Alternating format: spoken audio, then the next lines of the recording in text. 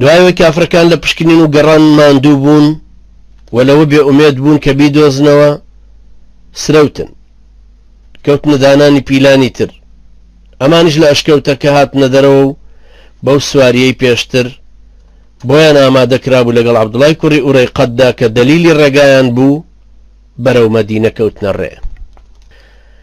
قوڕیش کە زانیانی تر بە ڕەنجی خۆیان ناتوانن بیان دۆزنەوە خەڵاتێکی زۆریان تەرخان کرد بۆ هەر کەسێ بیان گرێ.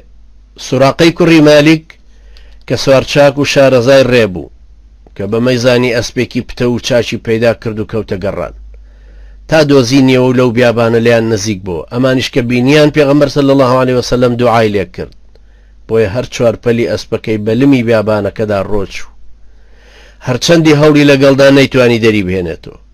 ئەوجا بە ناچاری هاواری کردە پێغەمبەر صلی الله علیه وسلم و سەیدنا ئەبوو بەکر و دواتر لەگەڵیانە ڕێکەوت.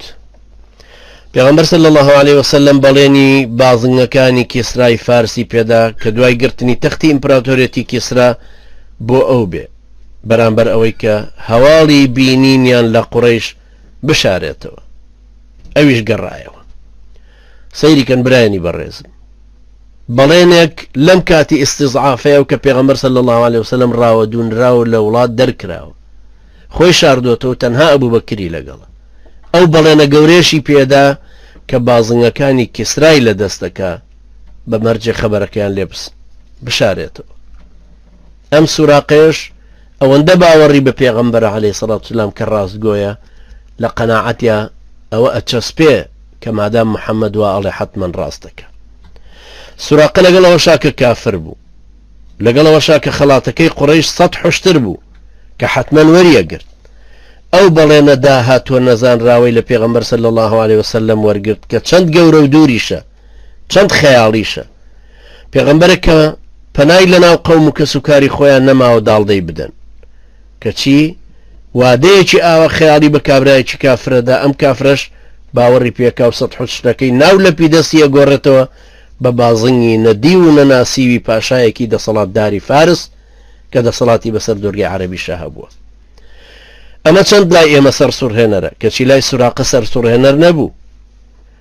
بەڵام سەیری ئەم بەڵێنە بکە زەمان هاتوو چوو دەوڵەتی مەدینە دروست بوو پێغەمبەر صلی الله علیه وسلم کۆچی دوایی کرد. سوراقە هەر لەسەر ئومێدەیە. ئەبوو بەکری شاهدیش کە بەڵێن شاهدی بەڵێنەکەیە ئەویش بوو بە خەلیفە ئەویش هاتوو کۆچی دوایی کرد و ئەویش ڕۆی. سەیریکەن سوراقەش مسلمان بوو هەر بەو شێوێ مابووە. عومەری کوڕی خەتاب بوو بە خەلیفە و ئەو بەڵێنە هەر مابوو. جەنگی فارستون تر بوو تا مەدائینی پایتەختی کیسرا گیرا و بازنگەکانی کیسرا کەوتە بەردەست و لەگەڵ کەلوپەلی ترا نێررا بۆ خەلیفە بۆ مەدینە وەکو دەستکەوتەکانی شەڕ.